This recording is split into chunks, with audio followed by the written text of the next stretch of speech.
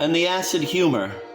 Be honest, Paula, you're rather amused by most people. Well, most people are rather odd when you stand back and look at them. I like them on the whole. I don't despise people. What about yourself? You're pretty hard on your own feelings. I'm just realistic. I suppose I do have a low estimate of myself. But most of us probably should. Human beings aren't all that wonderful.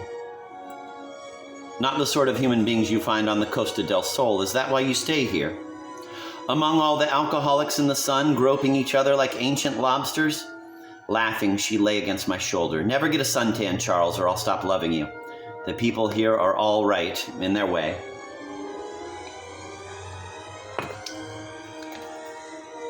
I kissed her forehead. Your turn will come, Paula, and mine. Don't say that. Last year I spent a week in the Virgin Islands. It was just like Estrella de Mar. Endless apartment blocks, satellite TV, no question sex. You wake up in the morning and can't remember if you fucked anyone the previous day. She raised one knee, watching the shadows of the plastic blind wrap themselves around her thigh. It looks like a barcode. How much am I worth? A lot, Paula, more than you think. Put a higher value on yourself. Being hyper-realistic about everything is too simple a get-out. Easy to say. I spend my time with senile accountants and alcoholic airline pilots, bringing them back from the dead. That's a rare talent. The rarest of all. Save a little for me. Poor chap. Do you need resuscitating? She rolled onto her elbows and put a hand on my forehead. Still warm. There's a pulse there somewhere. You seem pretty content to me, Charles. Roaming around the world without a care. That's the problem. I ought to have more cares. All this traveling is just an excuse not to put down roots. Unhappy parents teach you a lesson that lasts a lifetime. Frank got over it somehow, but I'm still stuck in Riyadh at the age of 12.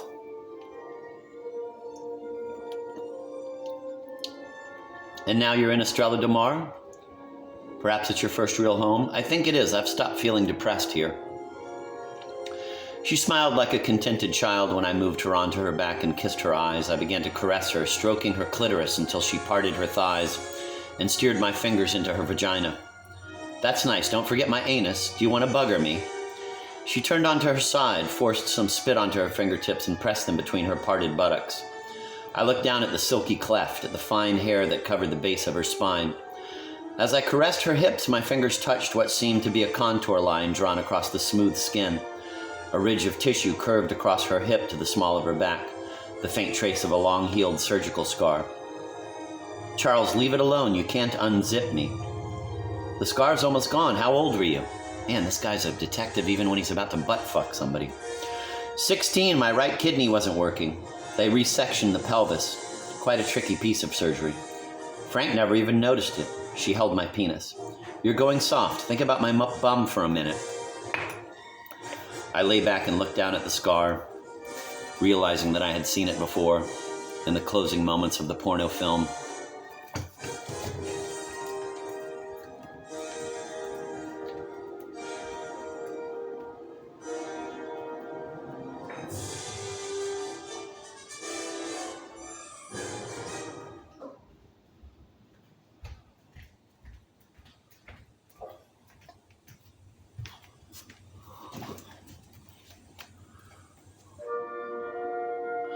The faint crescent of hardened skin had been reflected in the mirrored bedroom door, almost certainly in Bobby Crawford's apartment, gently stroking Paula's back. I remembered the same high rib cage, narrow waist and broad swimmer's hips. She had held the camcorder with the battery pack hanging from her shoulder and filmed the bridesmaids fondling the bride in her wedding gown and the bride's willing sex with the unknown stud. She had shared Anne Hollinger's panic as she was raped by the two men who had burst into the bedroom, but the camera had continued to turn, recording the brave smile that marked the film's end. Charles, are you still here? You've gone for a walk inside your head? I'm here, I think. I raised myself on one elbow as I tried to smooth away the scar. In many ways, the sex that had taken place between us was part of another film. I had imagined myself in Frank's role, and Paula playing his lover, as if only the pornographic image of ourselves could really bring us together and draw out the affection we felt for each other.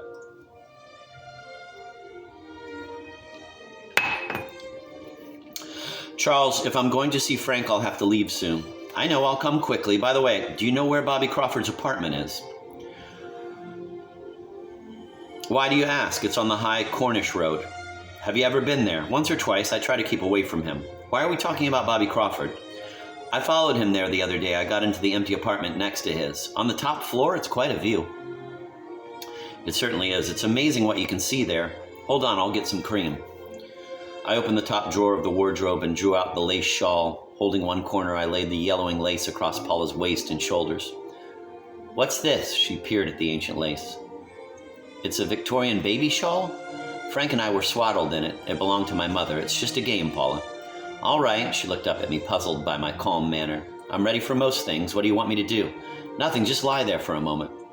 I knelt across Paula and turned her onto her back, wrapping the shawl around her chest so that her nipples forced themselves through the fine mesh of this temporary bodice. Charles, are you okay? I'm fine. I used to wrap my mother in this shawl. Your mother? Paula winced as she eased the pressure on her breasts. Charles, I don't think I can play your mother. I don't want you to. It looks like a wedding dress, rather like the one you filmed. Filmed? Paula sat up, trying to free herself. What the hell are you up to? You filmed Anne Hollinger in Crawford's apartment. I've seen the video. In fact, it's over there. I can play it for you. You filmed her in a wedding dress, and you filmed her being raped by those two men. I held Paula's shoulders as she struggled against me. That was a real rape, Paula. She wasn't expecting that. Paula bared her teeth, fingers clawing the shawl from her breasts.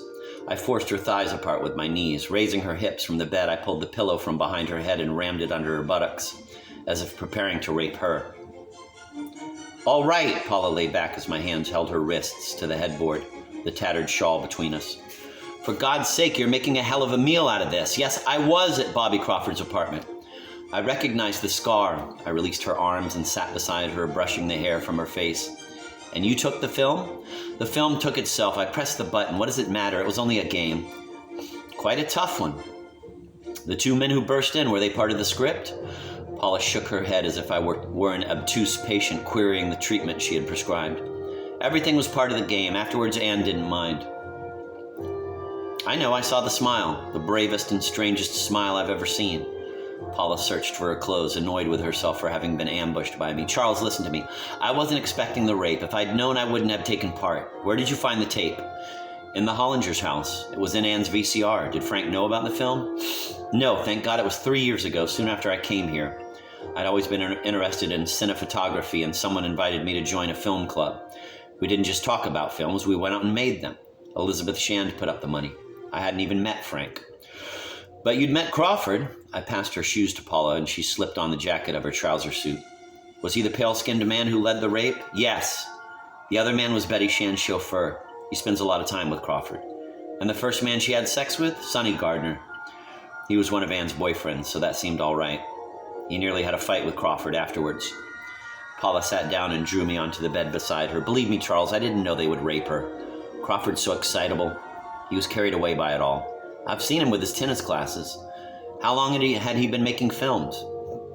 He just started the club.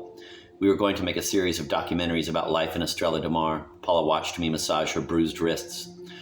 No one realized exactly what sort of documentaries he had in mind. He pointed out that sex was one of the main leisure activities here and that we ought to film it taking place, just as we film the theater clubs and the Traviata rehearsals. Anne Hollinger liked a challenge, so she and Sonny volunteered to be first.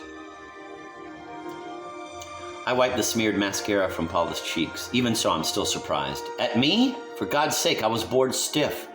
Working at the clinic all day and then sitting on the balcony and watching my tights dry. Bobby Crawford made everything seem exciting. Paula, I understand. How many movies has he shot? A dozen or so?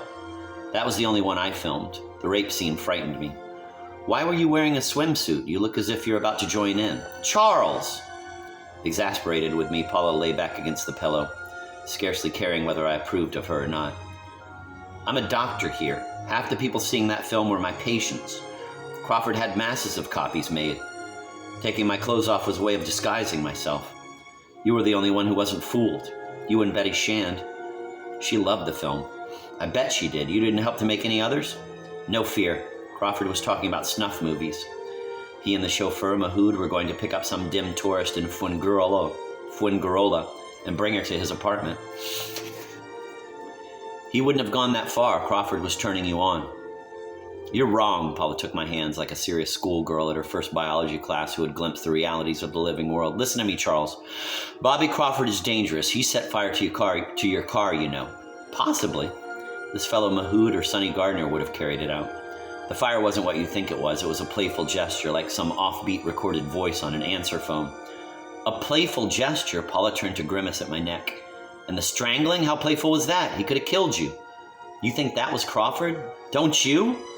Paula shook my arm as if trying to wake me. You're the one playing the dangerous games.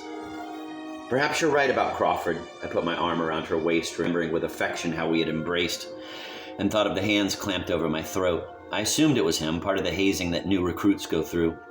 He wants to draw me into his world. One thing puzzles me, though, and that is how he got into the apartment. Did he arrive with you? No. Charles, I wouldn't have left you alone with him.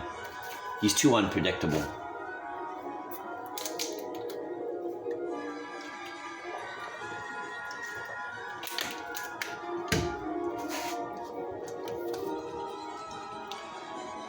But when we collided in the bedroom, you said something about not playing that game anymore. You took for granted it was Crawford. Of course I did. I assumed he'd let himself in with a spare set of keys.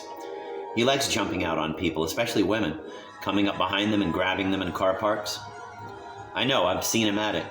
According to Elizabeth Shand, it keeps you on your toes. I touched the almost vanished bruise on Paula's lip. Is that one of Crawford's little efforts? She lowered her jaw and revolved it in its sockets. He came to see me on the night of the Hollinger fire. The idea of all those terrible deaths must have excited him. I had to wrestle him off in the elevator.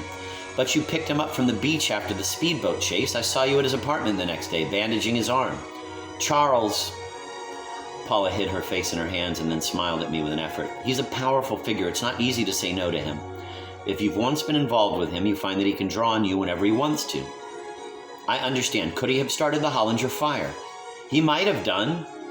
One thing leads so quickly to another, he can't control his imagination. There'll be other fires like your car and that speedboat, and more people will be killed. I doubt it, Paula. I stepped onto the balcony and gazed at the ruined mansion on its hilltop.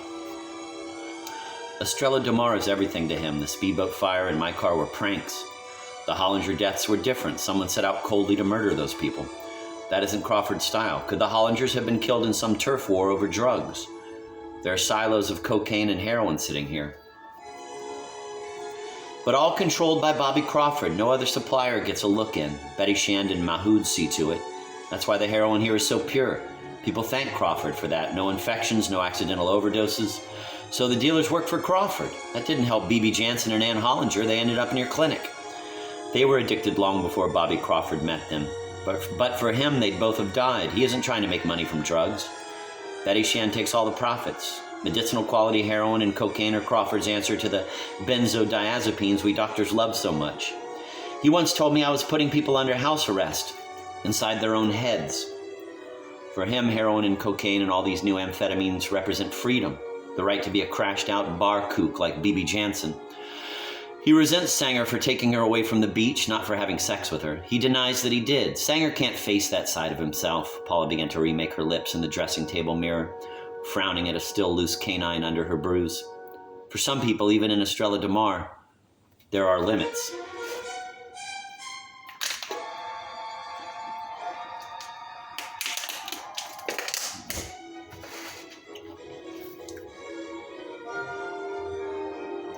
She began to brush her hair with strong, efficient strokes, eyes avoiding me while she mentally prepared for her meeting with Frank.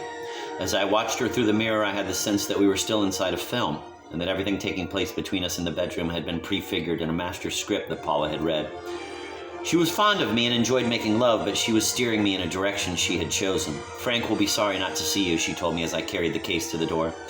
What shall I tell him? Say that I'm meeting Bobby Crawford. There's something important he wants to discuss. Paula pondered the stratagem, unsure whether she approved. Isn't that a little devious? Frank won't mind you meeting Crawford. It might trigger something if he thinks I'm trying to take his place. It's a long shot. All right, but be careful, Charles. You're used to being an observer, and Bobby Crawford likes everyone to take part. You're getting too interested in him. When he sees that, he'll swallow you whole. After a moment's reflection, she leaned forward and kissed me, lightly enough not to disturb her lipstick, and long enough to leave me thinking of her for an hour after the elevator doors closed behind her.